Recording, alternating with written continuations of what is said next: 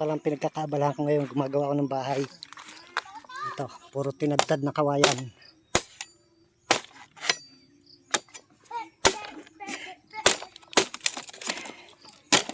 Ano? Yun, ginagawa kong bahay.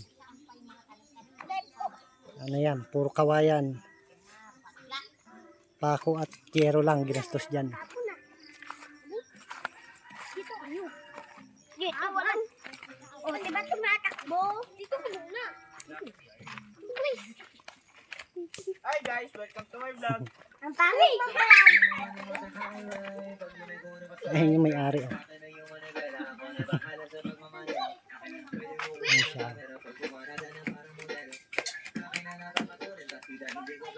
Kunti na lang, matapos na. Puro buong kahoy lang.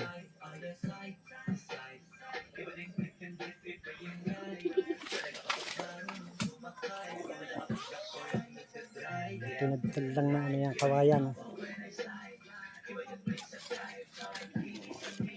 Mga anak ko.